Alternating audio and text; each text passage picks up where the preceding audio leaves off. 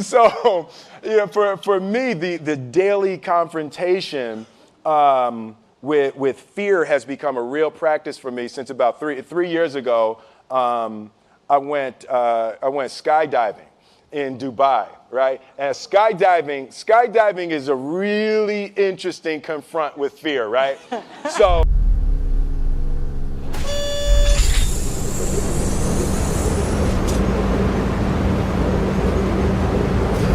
what happens is you go out the night before and you take a drink with your friends and somebody says, yeah, we should go skydiving tomorrow.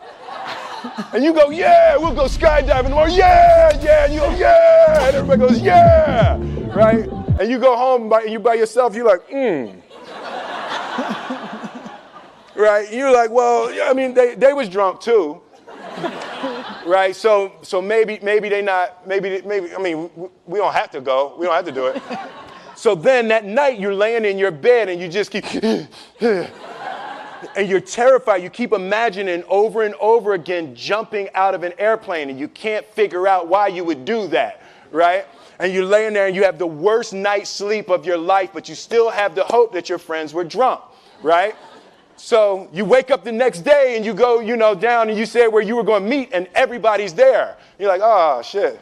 All right, cool. Right? So you get in the van and you don't know that your friends had the same night that you had because they're pretending like they didn't. They're like, yeah, man, my uncle's a Navy SEAL and, this is going to be great. I've been looking forward to this. And you're like, oh, my God. And your stomach is terrible. You can't eat and everything, but you don't want to be the only punk who doesn't jump out of this airplane. So you get there and then you have this safety brief. And you're standing there, and the guys will tell you, well, if the chute doesn't open, what's going to happen is well, why the hell, what could happen? That the chute wouldn't open, right? So you do a thing, and what you do is your first jump, you're attached to a guy who is going, he's going to walk you out. So you go, and you get there, and there's an airplane, and nobody's stopping. Everybody's still going. So you get onto the airplane, and you're sitting there, and it's extra because you're sitting on some dude's lap, some stranger. You sitting on his lap, and it's like, trying to make small talk. Yeah, man. So you be jumping with people all the time, huh? Right? So, and then you just want to make sure, you got kids, right? You got people you need to see, right?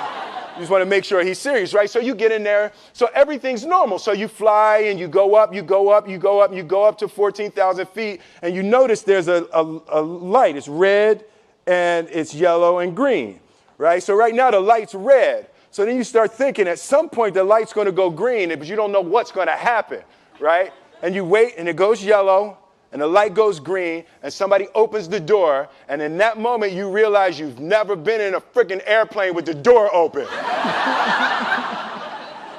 Right? Terror, right?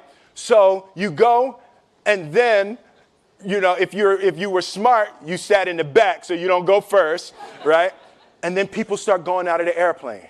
And you go, and the guy walks you up to the end of the thing, and you're standing, and your toes are on the edge, and you're looking out down to death. And they say, on 3. And they say, 1, 2, and he pushes you on 2 because people grab on 3, right? Right? And you go, and you fall out of the airplane, and in 1 second, you realize that it's the most blissful experience of your life. You're flying, right? It doesn't feel like falling, right? It's like you actually are kind of held a little bit by the wind, and then you start falling, and there's zero fear. You realize that the point of maximum danger is the point of minimum fear. It's bliss. It's bliss, and you're flying, right? And you're doing that, and then 20 seconds, 25 seconds, 40 seconds, and you have enough time to just kind of be like, oh, shit, that's that building. I like that one. Oh, you can see the ocean. right? You start doing all of that. And the lesson for me was, why were you scared in your bed the night before? What do you need that fear for?